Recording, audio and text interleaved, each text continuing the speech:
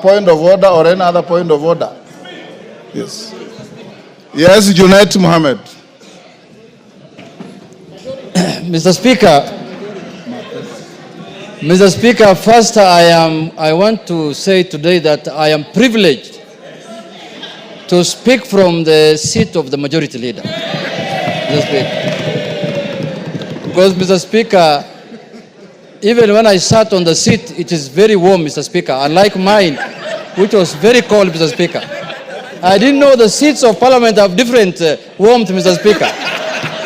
But, Mr. Speaker, I don't foresee myself leaving this seat anytime soon. I don't see myself leaving this one anytime. But having said, Mr. Speaker, as you are aware and as you have alluded to, Mr. Speaker, there is a court ruling. A ruling of court consisting of 3-judge bench, Mr. Speaker. Mr. Speaker, a court ruling has only got 2 decisions, Mr. Speaker. There is no third way about it. One is to obey it, and secondly, if you have any avenue of appeal, you exercise that right of appeal, Mr. Speaker. There is no third way about it, Mr. Speaker. And the court ruling, what we went as Azimio after the election, after your decision here, Mr. Speaker, what took us to court was for the court to interpret for us the constitutionality of your decision on who's the majority party and who's the minority party in this House, Mr. Speaker. And the issue of the Speaker came in as obiter, Mr. Speaker. But what took us to court, we wanted to know, because when we arrived here after the election, we arrived here knowing very well that we are the majority party, Mr. Speaker. And we are the numbers.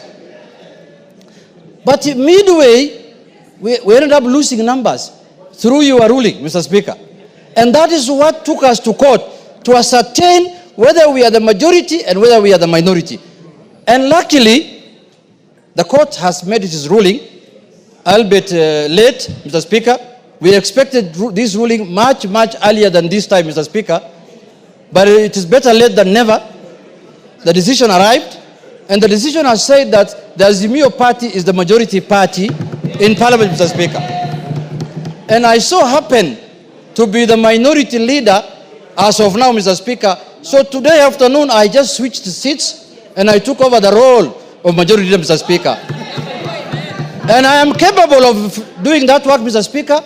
I have the capacity, I have the qualifications, I have the capabilities, I have the numbers in the House, Mr. Speaker, to lead, Mr. Speaker. I have everything what it takes, Mr. Speaker, to be the majority leader of this House, Mr. Speaker. But, Mr. Speaker, the issue that we need to exercise, to analyze, Mr. Speaker, is that, Mr. Speaker, I want to say this. Mr. Speaker, court rulings are very important, Mr. Speaker. You remember after the election, we disputed the result of the election. We ended up filing a court case in the Supreme Court. The Supreme Court pronounced itself that we did not win the election, and the other party won the election, and we abided by it, and we respected the court ruling, Mr. Speaker. This court ruling also must be respected, Mr. Speaker. Because it's not like any other court ruling, Mr. Speaker. It's a ruling of the Court of the Republic of Kenya, Mr. Speaker. Mr. Speaker, this ruling cannot be taken jokingly, Mr. Speaker.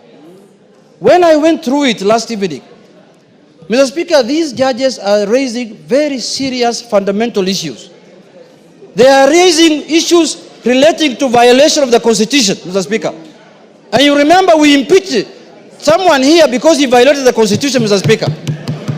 Mr. Speaker, if this matter is not addressed, we are going to have a constitutional crisis in this country, Mr. Speaker.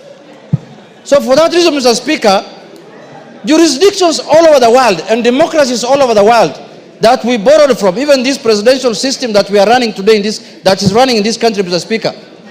In the United States, there are times when the executive is from the Republican Party and the House is ruled by the Democratic Party, and life goes on. It doesn't matter that we are going to oppose everything that the government wants to do. If government brings here bills and policies that are of benefit to the country, we will support it, Mr. Speaker. And as you know now, many things have gone under the bridge. There is this animal called also broad-based, Mr. Speaker. We want to broaden, deepen, and tighten this relationship, Mr. Speaker. If I may borrow your words, we want to broaden it, deepen it, and tighten it, Mr. Speaker, so that we can have a country that is cohesive, Mr. Speaker. Mr. Speaker, there is no way we are going to have this animal in place, and then when we want to become the majority, people look at us with suspicious eyes. How can it be, Mr. Speaker? Members of Parliament are members of Parliament. They work under the Article 95 of the Constitution, which has given them the roles of oversight, legislation, and representation, Mr. Speaker. We are not going to do our business outside Article 95, Mr. Speaker. So, I want to allay fears here that the majority in the House must be from the ruling party. That this ruling is giving us posterity. This is doing things for posterity, Mr. Speaker. Next election, or the other election in 2032, a government might come in place where the president garners the majority votes and is elected as the president, but he will not have numbers in Parliament. His numbers might be few in Parliament, and he becomes a minority.